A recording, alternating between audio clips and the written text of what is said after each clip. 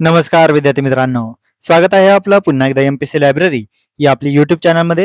विद्यार्थी मित्रांनो, आज आहे 29 एप्रिल 2026. सुरू करूयात आजच्या चालू घडामोडी. आज आपण पाहणार आहोत बांगलादेश उच्चायुक्तपदी नुकतीच दिनेश त्रिवेदी यांची नियुक्ती करण्यात आलेली आहे, या संदर्भात माहिती. लडाखमध्ये मोठा प्रशासकीय बदल हा करण्यात आलेला आहे, या संदर्भात माहिती. तसेच युएई या देशाने ओपेक आणि ओपेक प्लस या संघटनेमधून बाहेर पडलेला आहे.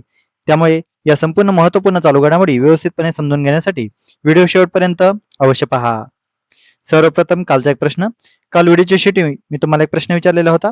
महाराष्ट्र राज्य अनुसूचित जाती जमाती आयोगाचे नवीन अधिकृत नाव हे काय आहे? तर याचे योग्य उत्तर आहे पर्याय क्रमांक 2, अनुसूचित जाती आयोग. आपल्याला माहितच आहे की महाराष्ट्र राज्य अनुसूचित जाती जमाती आयोग याचं आता विभाजन होऊन 2 स्वतंत्र आयोग निर्माण झालेले आहेत. त्यामुळे अनुसूचित जाती जमाती आयोगाचं नवीन नाव आता फक्त अनुसूचित जाती आयोग आहे आणि नवीन जी काही संस्था स्थापन केलेली आहे त्याचं नाव असणार आहे अनुसूचित जमाती आयोग. आता आपण आजच्या दिनविशेषकडे वळूया. आज आहे 29 एप्रिल.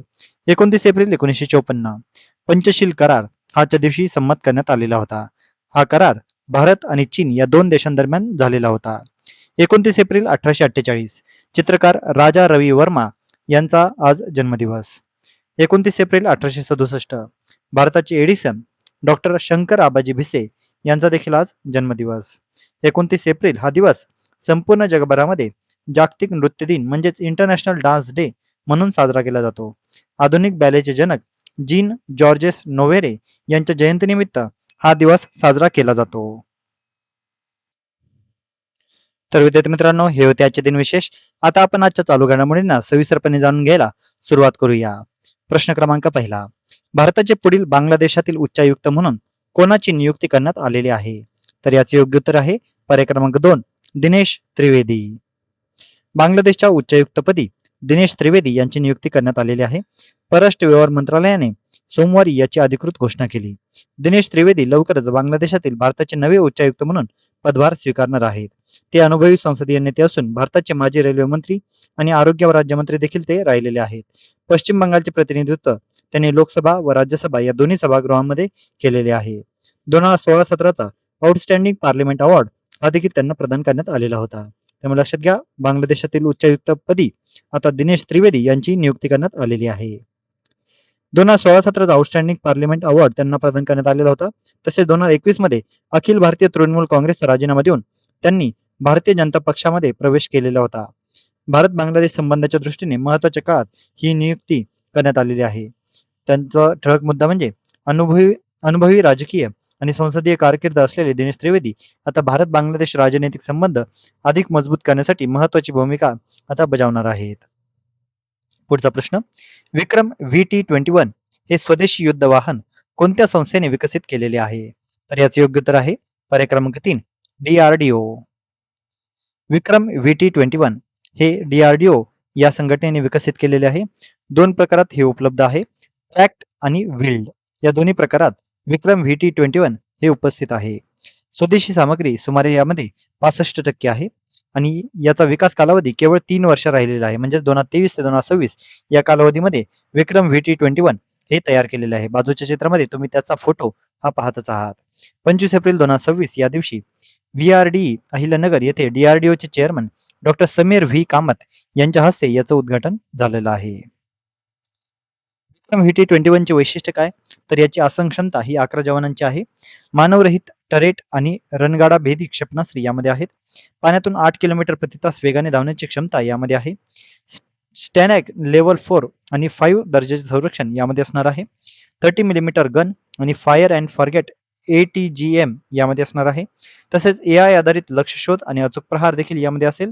आणि जुन्या BMP-2 वाहनांना आधुनिक स्वदेशी पर्याय आता यामुळे मिळालेला आहे. नाव लक्षात घ्या, विक्रम VT-21 तयार केलेला आहे DRDO या संघटनेने.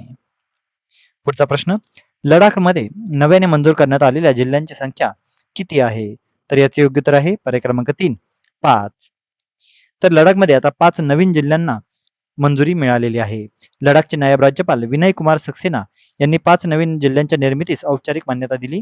यामुळे लडाखमधील विद्यमान लेह आणि कारगिल या 2 जिल्ह्यांसोबत आता एकूण जिल्ह्यांची संख्या ही 7 झालेली आहे. त्यामुळे नवीन जिल्ह्यांचे नाव आहेत नुब्रा, शाम, चांगथांग, जास्कर, द्रास आणि अगोदरचे 2 म्हणजे लेह आणि कारगिल अशा पद्धतीने लडाख या केंद्रशासित प्रदेशामध्ये आता 7 जिल्हे असणार आहेत. याचं महत्व काय? तर दुर्गम आणि कठीण भौगोलिक भागामध्ये प्रशासन अधिक सुलभ होणार आहे. स्थानिक नागरिकांना सरकारी सेवा जवळून अनुभवायला मिळणार आहेत. विकेंद्रित प्रशासनाला यामुळे चालना देखील मिळणार आहे.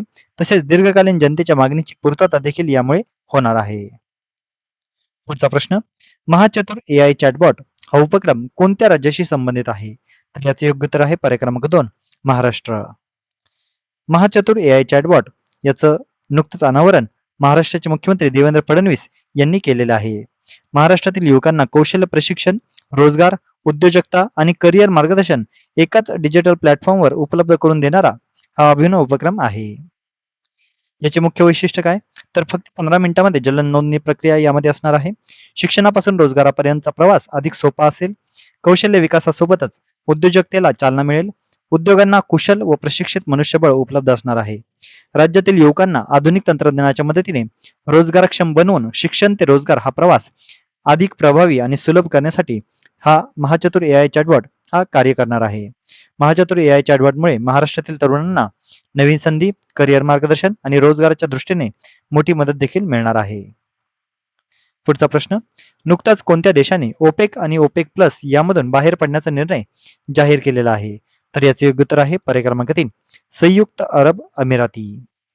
युएई म्हणजेच संयुक्त अरब अमिराती याने ओपेक आणि ओपेक प्लस यामधून बाहेर पडण्याचा निर्णय घेतलेला आहे. युनायटेड अरब एमिरेट्स म्हणजेच युएई याने 1 मे 2026 पासून अधिकृतपणे organization of petroleum exporting countries म्हणजेच ओपेक आणि ओपेक प्लस यामधून बाहेर पडण्याची घोषणा केलेली आहे. हा निर्णय युएईच्या दीर्घकालीन आर्थिक धोरणाशी सुसंगत असून देशांतर्गत ऊर्जा उत्पादन वाढवणे, गुंतवणूक वेगवान करणे आणि जागतिक ऊर्जा बाजारामध्ये अधिक स्वतंत्र भूमिका निभावणे हा याचा मुख्य उद्देश आहे. ओपेक म्हणजे काय? तर ओपेक या संघटनेचा आता मी लॉंग फॉर्म सांगितलंच आहे, organization of of the petroleum exporting countries. याची स्थापना 1960 मध्ये केलेली होती. याचं मुख्यालय व्हिएन्ना या ठिकाणी आहे. याचा उद्देश आहे सदस्य देशांच्या तेल उत्पादन धोरणांचे समन्वयन करून जागतिक तेलाच्या किमती स्थिर ठेवणे. ओपेक प्लस म्हणजे काय?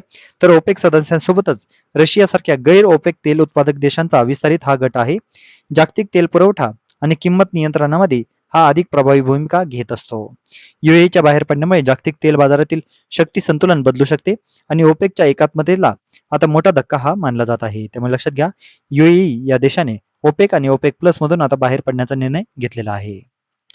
तर विद्यार्थी मित्रांनो, या होत्या आजच्या चालू घडामोडी.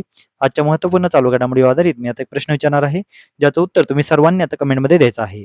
प्रश्न आहे, खालीलपैकी कोणता नवीन जिल्हा लडाखमध्ये समाविष्ट करण्यात आलेला नाही? प्रश्न पुन्हा एकदा सांगतो, खालीलपैकी कोणता नवीन जिल्हा लडाखमध्ये समाविष्ट केलेला नाही? तर यासाठीचे पर्याय आहेत नुब्रा, द्रास, जास्कर की श्रीनगर. विद्यार्थी मित्रांनो, अतिशय सोपा हा प्रश्न आहे. तुम्ही सर्वांनी आता या प्रश्नाचे योग्य उत्तर कमेंटमध्ये द्यायचं आहे. जे कोणीही विद्यार्थी या प्रश्नाचे योग्य उत्तर कमेंटमध्ये देतील त्याच्या कमेंटला नक्कीच लाईक देखील देण्यात येईल. तर विद्यार्थी मित्रांनो, या होत्या आजच्या चालू घडामोडी. तर अशाच अधिकाधिक इन्फॉर्मेटिव्ह कंटेंटसाठी आपल्या एमपीसी लायब्ररी या यूट्यूब चॅनलला सबस्क्राईब आणि शेअर करायला अजिबात विसरू नका. धन्यवाद.